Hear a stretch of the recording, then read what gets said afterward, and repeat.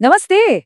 तो क्या 2026 या 27 के लिए यूपीएससी की तैयारी का सोच रहे हैं और बिल्कुल जीरो से शुरू करना है? तो ये 5 मिनट का रोड मैप समझिए, आपके लिए ही है। चलिए सीधे मुद्दे पर आते हैं। यूपीएससी की तैयारी, वो भी एकदम जीरो से। यही वो एक सवाल है जो हर साल पता है लाखों नए एस्पिरेंट्स को इस सफर पर ले आता है। लेकिन क्या ये सच में मुमकिन है? और अगर है तो भाई पहला कदम क्या होना चाहिए? देखिए, हर एस्पिरेंट का सफर ना एकदम अलग होता है। कुछ लोग कॉलेज में ही शुरू कर देते हैं। सोचिए, क्लासेस और असाइनमेंट्स के बीच टाइम निकालना कितना बड़ा चैलेंज है। और दूसरी तरफ वो हैं जो फुल टाइम तैयारी करते हैं। उनके पास टाइम तो बहुत है, पर उस टाइम को सही दिशा देना वो अपने आप में एक बहुत बड़ी चुनौती है। तो इससे पहले कि किताबों के ढेर में खो जाएं, सबसे पहला और सबसे जरूरी काम है अपने क्यों को समझना। मतलब एक मजबूत मेंटल फाउंडेशन बनाना। और वो क्यों क्या है? वो है ये मार्कशीट पर लिखा हुआ बस एक शब्द, रेकमेंडेड। सोचिए, सालों की मेहनत, वो रातें, वो सब कुछ बस इसी एक शब्द में सिमट जाता है। असल जीत तो यही है। लेकिन जीत और हार के बीच का फासला कितना छोटा हो सकता है, जरा इस पर नजर डालिए।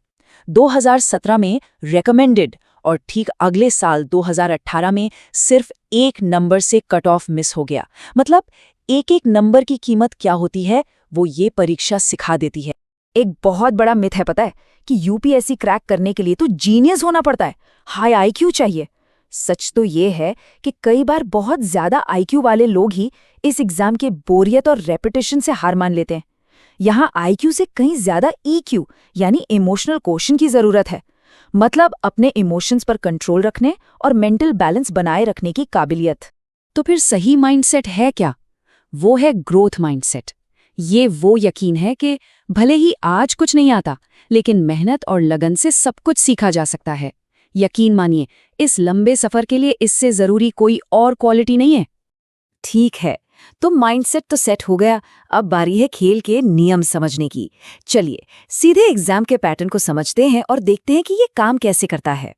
ये देखिए, ये हैं इस एग्जाम के सबसे बेसिक नियम। उम्र और अटेम्प्ट्स की लिमिट्स। अपनी कैटेगरी के हिसाब से इसे समझना आपकी प्लानिंग का, कह सकते हैं, स्टेप 0 है। तो इस पर ध्यान देना बहुत जरूरी है। अब जरा इस एग्जाम का स्केल देखिए।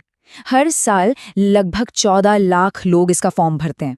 सोचिए, ये सिर्फ एक नंबर नहीं है, ये बताता है कि कंपटीशन कितना कितना बड़ा है। और उन 14 लाख में से मेंस तक कितने पहुंचते हैं? सिर्फ 14,000 के करीब। ये नंबर दिखाता है कि पहला स्टेज यानी प्रीलिम्स कितना बड़ा और कितना मुश्किल फिल्टर है। तो इस पूरे एग्जाम को हम 3 बड़ी बाधाओं में बांट सकते हैं। पहला प्रीलिम्स, जो कि एक फिल्टर है। दूसरा मेंस, जो आपके ज्ञान का असली टेस्ट है। और तीसरा इंटरव्यू, जो आपकी पर्सनालिटी का टेस्ट है। हर स्टेज की अपनी एक अलग ही चुनौती है। ओके, तो पैटर्न समझ आ गया। लेकिन अब सवाल यह है कि इस जंग को लड़ने के लिए सही हथियार कौन से हैं?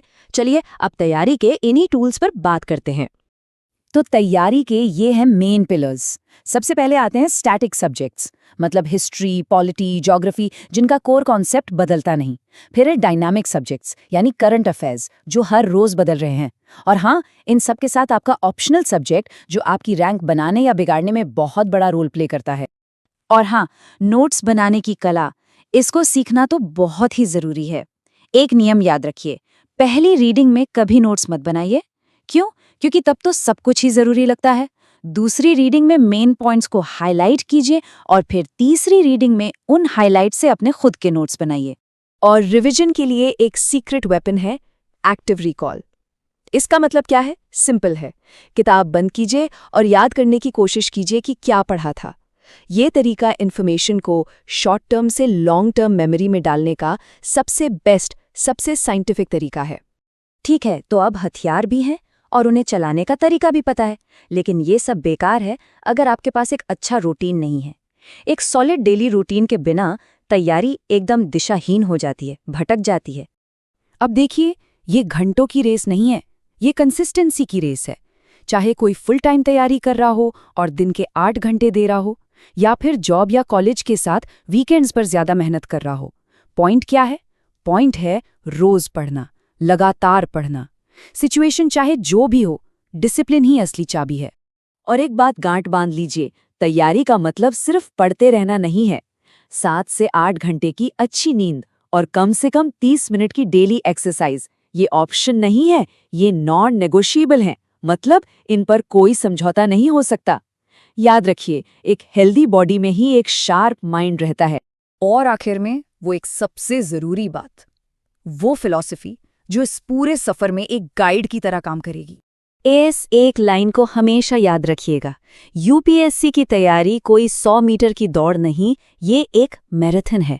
यहाँ वो नहीं जीतता जो सबसे तेज भागता है, बल्कि वो जीतता है जो अंत तक दौड़ता रहता है, रुकता नहीं है। गलतियां होंगी, आप गिरेंगे भी, रास्ता मुश्किल भी लगेगा, लेकिन वापस उठकर दौड़ना शुरू करना, बस वही सफलता की कुंजी है।